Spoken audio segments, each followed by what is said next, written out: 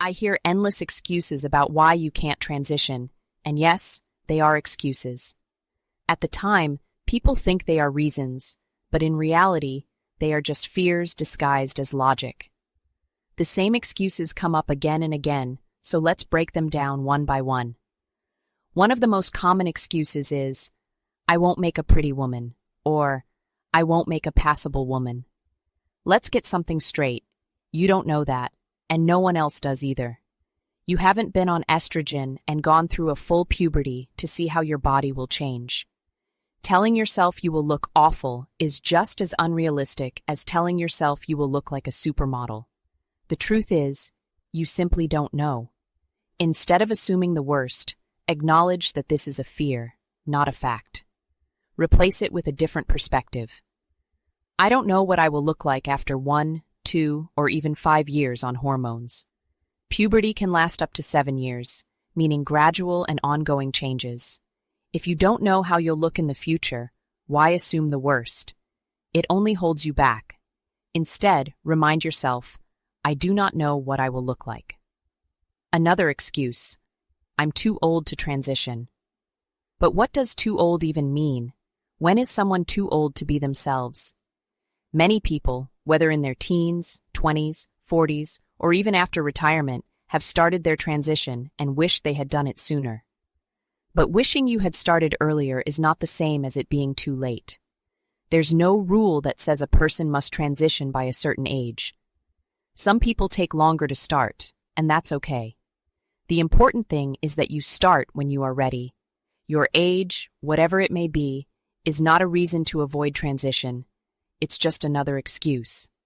Another big one, I'm losing my hair, or I have a bald spot. Fortunately, testosterone blockers and hormones can help a lot. Hair often regrows, even in areas that were thinning.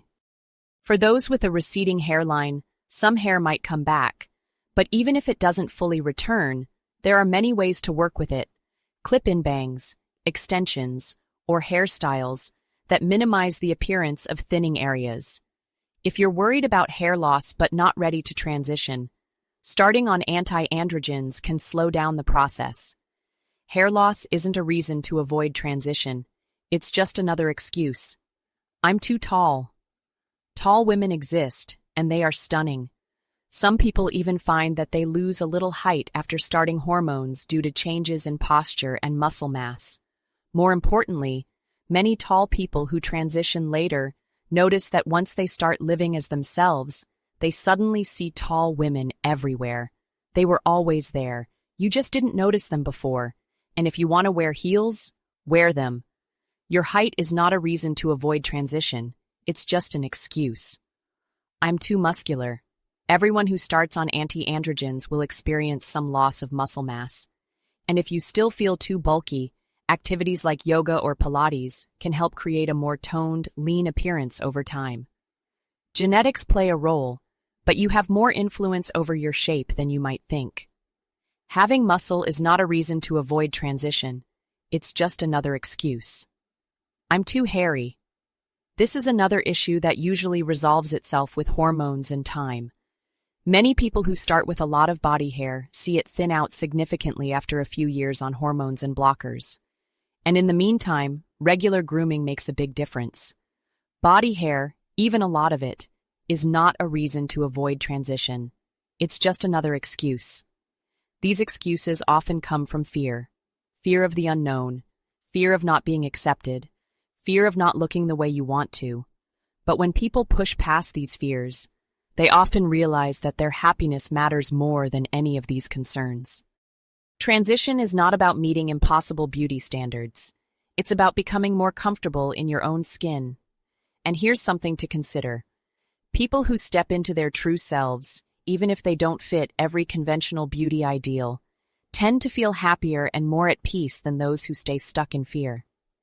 If you ever catch yourself thinking about your appearance in a way that holds you back, remind yourself, I don't know what I will look like.